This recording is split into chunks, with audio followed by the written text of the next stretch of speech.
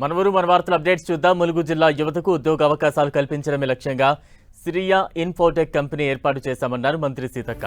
హైదరాబాద్ లాంటి మహానగరాలకే పరిమితమైన టెక్ కంపెనీలను మారుమూల ప్రాంతమైన ములుగు జిల్లాలో ఏర్పాటు చేసిన సిరియా ఇన్ఫోటెక్ కంపెనీ యాజమాన్యానికి శుభాకాంక్షలు తెలిపారు.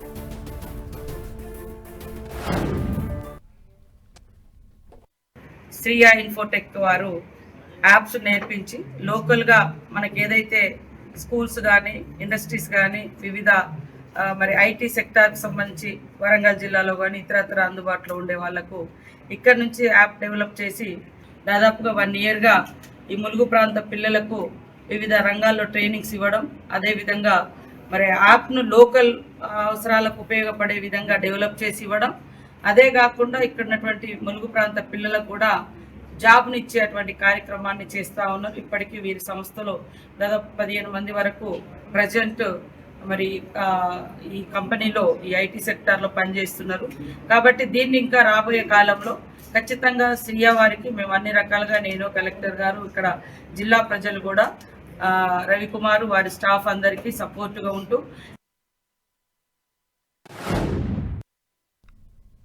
గన్నవరం అంతర్జాతీయ విమానాశ్రయాన్ని దేశానికే తలమానికంగా అభివృద్ధి చేసి చూపిస్తామన్నారు కేంద్ర మంత్రి భూపతిరాజు శ్రీనివాస్ వర్మ. ఎంపీ కేసినేని చిన్నితో కలిసి ఆయన నూతన టెర్మినల్ పనులు పరిశీలించారు. అభివృద్ధి, ప్రజా సంక్షేమమే ఎన్డీఏ కూటమి లక్ష్యమన్నారు కేంద్ర మంత్రి శ్రీనివాస్ వర్మ. ప్రధాని మోదీ నేతృత్వంలో దేశం అన్ని రంగాల్లో వృద్ధి చెందుతోందని అభిప్రాయం వ్యక్తం చేశారు.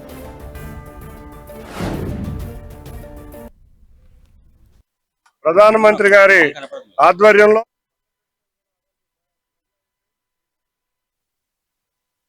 దేశంలో మౌలిక సదుపాయాల విషయంలో ఆయన పెద్ద ఎత్తున అభివృద్ధికి ప్రాముఖ్యతనిచ్చారనేటువంటి విషయం కూడా మనందరికీ కూడా తెలుసు.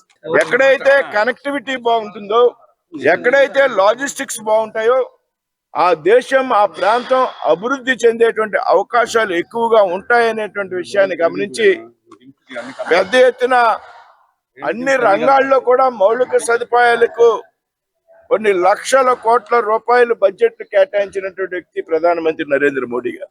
2014 సంవత్సరానికి ముందు ఈ దేశంలో మౌలిక సదుపాయాల కల్పనకు వార్షిక బడ్జెట్ కేవలం 2 లక్షల కోట్ల రూపాయల కన్నా తక్కువగా ఉన్నది. ప్రధానమంత్రి గారి ఆధ్వర్యంలో కొత్త టెర్మినల్ కూడా ఆ రోజు మొదలైంది. మొదలైన ఈ టెర్మినల్ కొన్ని కాంట్రాక్టర్ ఇబ్బందుల వల్ల డిలే జరిగిన, గత ప్రభుత్వంలో కొన్ని ఇబ్బందులు, రాష్ట్ర ప్రభుత్వంలో కొన్ని ఇబ్బందుల వల్ల ఇక్కడ ల్యాండ్ దగ్గర కానీ కొన్ని ఇష్యూలు అవటం వల్ల చాలా నెమ్మదిగా జరిగిన, మళ్ళీ కూటమి ప్రభుత్వం డబుల్ ఇంజన్ సర్కార్ అధికారంలోకి రాగానే ఈ వేగవంతం అందుకుని 6 నెలల్లో కొత్త కాంట్రాక్టర్ని అపాయింట్ చేయడం జరిగింది. కేఎంవి వారి ఆధ్వర్యంలో ఇవాళ పనులు మొదలైనవి.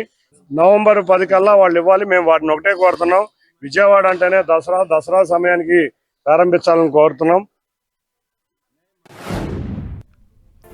గుంటూరు జిల్లా మంగళగిరి నియోజకవర్గంలో కేంద్ర మంత్రి పెమ్మసానితో కలిసి వివిధ అభివృద్ధి కార్యక్రమాల్లో పాల్గొన్నారు నారా లోకేష్. కుంచనపల్లిలో 1167 కోట్ల రూపాయలతో భూగర్భ డ్రైనేజ్ పనులకు మంత్రి లోకేష్ శంకుస్థాపన చేశారు. తనపై మంగళగిరి ప్రజలు పెట్టుకున్న నమ్మకాన్ని వమ్ము చేయనని హామీ ఇచ్చారు మంత్రి లోకేష్. సో మీరు ఎక్కడ చూసినా పార్కులు కానీ, లేకులు కానీ, కమ్యూనిటీ భవనాలు కానీ, చివరికి శ్మశానాలని కూడా అభివృద్ధి చేసే దిశగా కూటమి ప్రభుత్వం అడుగులేస్తుంది. 2 సంవత్సరాల్లో పనులు కొన్ని చేసినాం. అన్నీ చేసేవని కాల్ దగ్గర వేసుకొని తిరగట్లేదు, చేయాల్సిన పనులు కూడా ఇంకా ఉన్నాయి. కానీ భూగర్భ డ్రైనేజ్ అనేది చాలా కాంప్లికేటెడ్ ప్రాజెక్ట్. ఇంత చిన్న కార్పొరేషన్కి ఎక్కడ భారతదేశంలోనే ఎక్కడ రాలేదు. అది గౌరవ ఎంపీ గారు పెమ్మసాని చంద్రశేఖర్ గారు కూడా స్వయంగా కేంద్ర ప్రభుత్వంతో సంప్రదింపులు చేసి అర్బన్ ఛాలెంజ్ ఫండ్ కింద అటు విశాఖపట్నానికి 3 ప్రాజెక్ట్స్ వస్తే మంగళగిరికి 4వ ప్రాజెక్ట్ వస్తే నిజంగానే మంగళగిరి ప్రజలు అదృష్టాన్ని నేను భావిస్తున్నా. కానీ మంగళగిరి నియోజకవర్గం వాసిగా ఈ ప్రాజెక్ట్ని పర్సనల్గా పర్యవేక్షిస్తాం. నేను కూడా అధికారులు చెప్పాను, అన్నీ తవ్వుకుంటా వెళ్ళి మళ్ళీ వర్షాకాలం వచ్చినప్పుడు ప్రజలు ఇబ్బంది పడతాం కాదు. ఎక్కడైతే తవ్వుతారో విత్తిన్ 7 రోజుల్లో అది మళ్ళీ 100% రిస్టోర్ చేయాలి. End to end black top వేయాలి.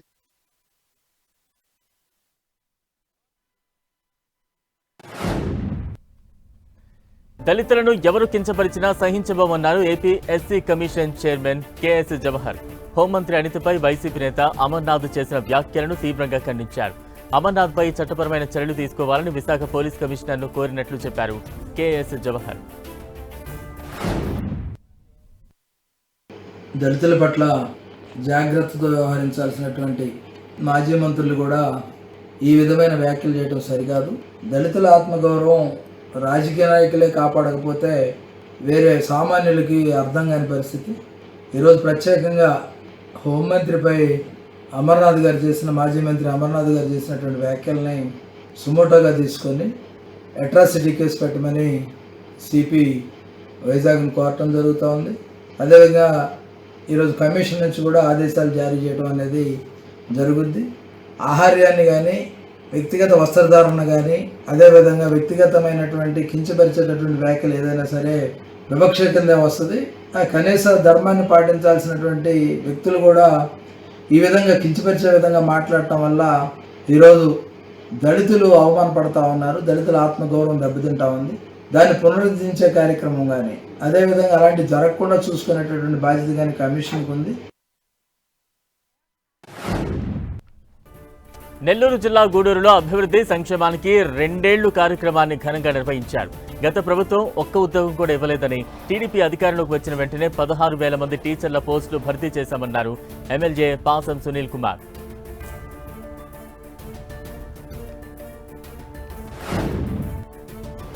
లక్ష ఎకరాల ప్రభుత్వ భూమిని దోచుకున్న ఘనత రాజంపేట ఎమ్మెల్యే ఆకే పార్టీ అమర్నాథ్ రెడ్డి, మాజీ ఎమ్మెల్యే మేడా మల్లికార్జున్ రెడ్డికి దక్కుతుందని టీడీపీ నియోజకవర్గ ఇన్ఛార్జ్ చమర్తి జగన్మోహన్ రాజు ఆరోపించారు. ఎమ్మెల్యే ఆకే పార్టీ ఎన్నికల అఫిడవిట్ అంతా తప్పుల తడకేనని విమర్శించారు. వైసీపీ నాయకులు 1,00,000 ఎకరాల ప్రభుత్వ భూమిని దోచుకున్నారని తీవ్ర ఆరోపణలు చేశారు టీడీపీ ఇన్ఛార్జ్ జగన్మోహన్ రాజు. సర్వే నెంబర్ 56/9లో 2.35 ఎకరాలు వెబ్లాండ్ పోర్టల్లో అక్రమంగా ఎక్కించుకున్నారు. ఈ విధంగా వాళ్ళు స్వయంగా ప్రకటించిన భూముల్లోనే వాళ్ళ భూమి ఏది, ఆక్రమించుకున్న భూమి ఏది, మనుగడలో లేని సర్వే నెంబర్లు కూడా ఎలక్షన్ కమిషన్ ముందు సర్వే చేశారంటే కనుక దిక్కు లేనటువంటి అక్రమాస్తులన్నీ కూడా వాళ్ళ పేరిట ఉన్నాయి. ఇది కేవలం ఎమ్మెల్యే గారికి మాత్రమే పరిమితం కాదు. ఇందులో ఎంపీ గారి కుటుంబ సభ్యులతో పాటు మిగతా వైఎస్ఆర్సీపీ నాయకుల చేతిలో 1,00,000 ఎకరాల భూమి దాదాపుగా భూ కబ్జా అయ్యింది. మేము మొదటి నుంచి చెప్తూనే ఉన్నాం, ఈ 1,00,000 ఎకరాలను మేము స్వాధీనం చేసుకుంటాం, చట్ట ప్రకారము పేదలకు పంచడమే ఇవాళ రాజంపేట తెలుగుదేశం పార్టీ యొక్క లక్ష్యం.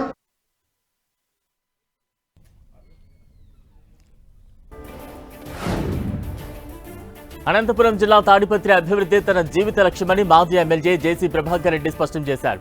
యువత క్రమశిక్షణతో ముందుకు సాగాలని, భవిష్యత్తులో కృత్రిమ మేధస్సుతో పోటీ పడాలంటే నైపుణ్యాలు, శిక్షణ తప్పనిసరి అని సూచించారు. చదువు కాదు కావాల్సినది డిసిప్లిన్. మరి నేను ఏమైనా చేయగలను, నా పనికి హద్దు లేదు, ఏమీ లేదు, మంచి పని ఏమైనా చేస్తా.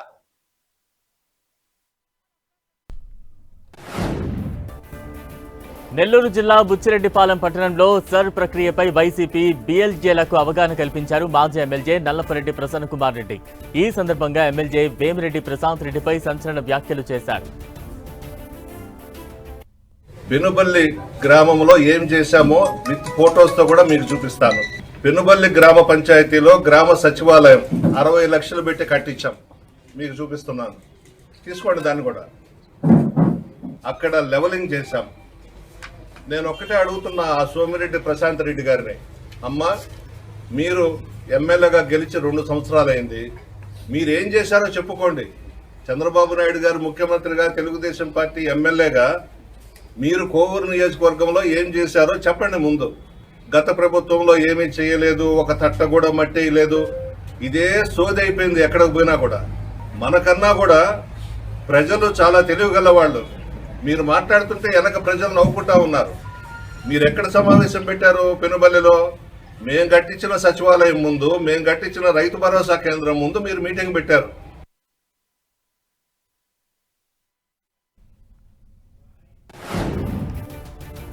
ఆదిలాబాద్ మున్సిపల్ చైర్పర్సన్ బండారి అనూషతో కలిసి ఎమ్మెల్యే పాయల్ శంకర్ పలు అభివృద్ధి పనులకు భూమి పూజ చేశారు.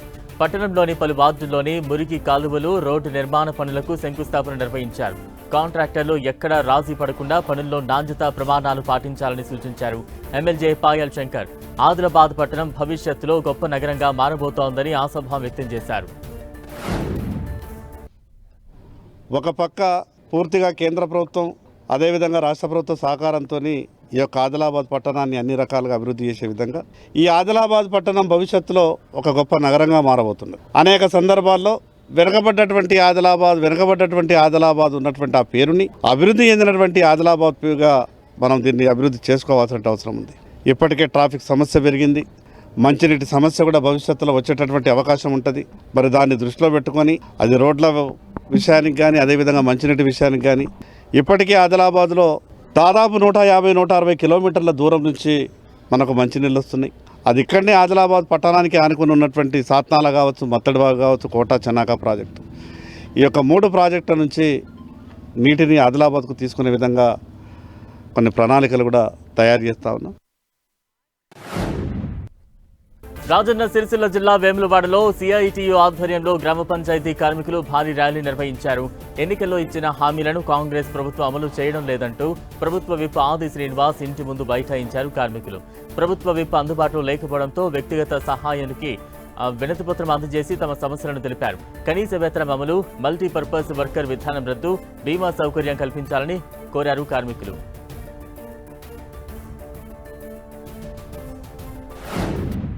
అదేవిధంగా మంచినీటి సిరిసిల్లలో పలువురు అస్వస్థతకు గురైన ఘటనపై బీఆర్ఎస్ వర్కింగ్ ప్రెసిడెంట్ కేటీఆర్ ఆరా తీశారు. వెంటనే ఆసుపత్రికి వెళ్లి బాధితులకు అండగా ఉండాలని పార్టీ జిల్లా అధ్యక్షుడు తోట ఆగయ్యకు ఆదేశాలు జారీ చేశారు. దీంతో ఆసుపత్రికి వెళ్లి బాధితులకు భరోసా ఇచ్చి చికిత్స వివరాలు తెలుసుకున్నారు బీఆర్ఎస్ పార్టీ నాయకులు.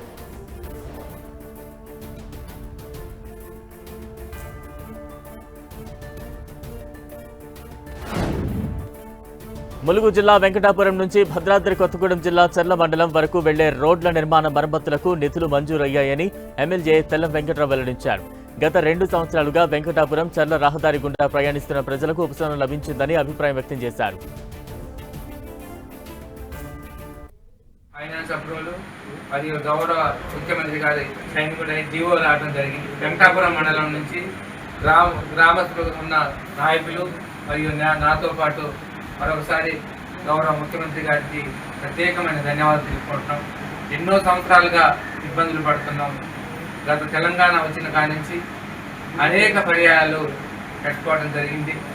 గతంలో ఉన్నప్పుడు 18 కోట్లు 20 కోట్లు వస్తే దాన్ని కొద్దిగా బిట్లు కింద చేసి రకరకాలుగా ఇక్కడ వరకు ఉంది అక్కడ వరకు ఉంది చేసి ఇన్కంప్లీట్ చేయడం వల్ల మళ్ళీ అది సరిపోదని నేను ఎమ్మెల్యే అయిన తర్వాత వెంటనే గౌరవ ముఖ్యమంత్రి గారికి రిప్రజెంటేషన్ ఇవ్వడం జరిగింది. పోలవరం జిల్లా మోతుగూడెం 4 డ్యాం దగ్గర ఘనంగా యోగాంధ్ర కార్యక్రమం నిర్వహించారు. ప్రపంచవ్యాప్తంగా జూన్ 21వ తేదీన అంతర్జాతీయ యోగా దినోత్సవాన్ని విస్తృత స్థాయిలో నిర్వహిస్తున్నామని, ఇప్పటికే 45,000 మంది యోగా కార్యక్రమం కోసం తమ పేర్లను నమోదు చేసుకున్నారని కలెక్టర్ దినేష్ కుమార్ తెలిపారు. పోలవరం జిల్లాలో పర్యాటక ప్రాంతాన్ని అభివృద్ధి చేసే దిశగా పర్యాటక ప్రాంతాలలో యోగా సాధన నిర్వహిస్తున్నామని పేర్కొన్నారు. ఈ ప్రాంత అభివృద్ధి కోసం ఇలాంటి కార్యక్రమాలు దోహదపడతాయని, భవిష్యత్తులో మరిన్ని నిర్వహిస్తామని స్పష్టం చేశారు పోలవరం జిల్లా కలెక్టర్ దినేష్ కుమార్.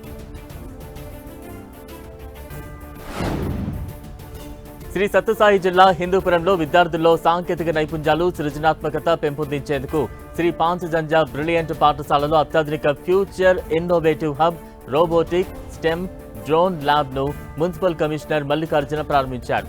విద్యార్థులకు చిన్నప్పటి నుంచే ఇంజనీరింగ్ భావనలు, రోబోటిక్స్, స్టెమ్ విద్యపై అవగాహన కల్పించడమే ఈ ల్యాబ్ ఏర్పాటు ప్రధాన ఉద్దేశమన్నారు.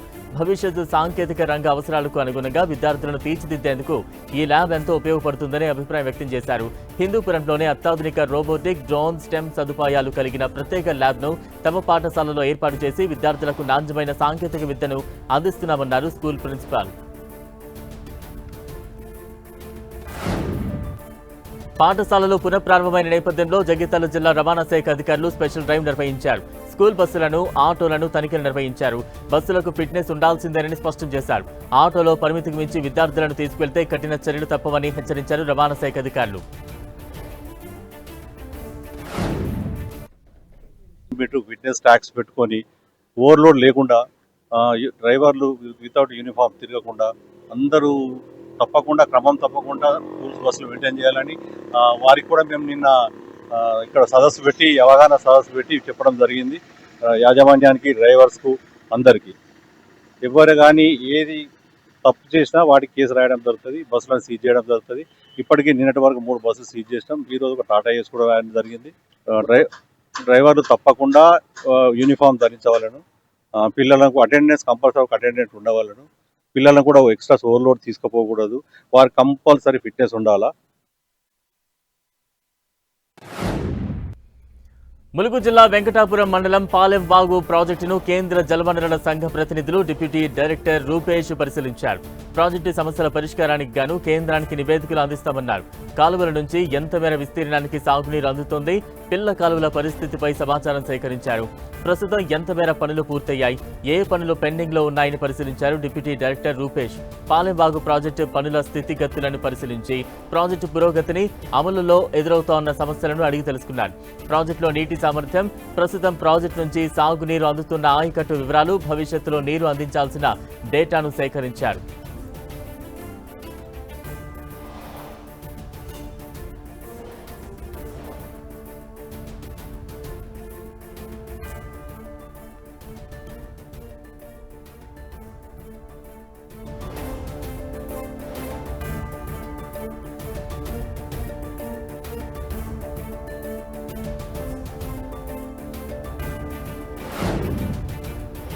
అనంతపురం జిల్లా పోలీసులకు ఏటీఎం దొంగలు సవాల్ విసురుతున్నారు. ఈ నెల 13న గుంతకల్లో ఎస్బీఐ ఏటీఎంను ఎత్తుకువెళ్లడానికి దొంగలు యత్నించగా స్థానికులు అప్రమత్తం కావడంతో పరారయ్యారు. అయితే తాజాగా బుక్కరాయి సముద్రం పోలీస్ స్టేషన్కు కూతవేటు దూరంలో ఉన్న మరో ఎస్బీఐ ఏటీఎంలో చోరీకి పాల్పడ్డారు దొంగలు. దీనిపై సమాచారం అందుకున్న జిల్లా ఎస్పీ జగదీష్ స్పాట్కు చేరుకుని పరిశీలించారు. దొంగలను వీలైనంత త్వరగా పట్టుకుంటామన్నారు.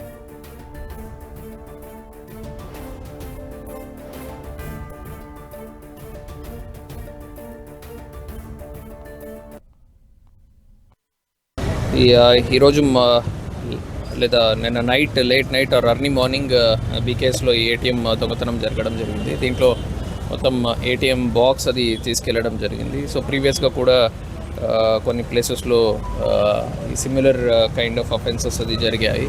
సో దాని బేసిస్ మీద మనకున్న అవైలబుల్ క్లూస్ మీద వర్కౌట్ చేసి ఇన్వెస్టిగేట్ చేస్తున్నాము. తొందరలో కేసు డిటెక్ట్ చేయడం జరుగుతుంది.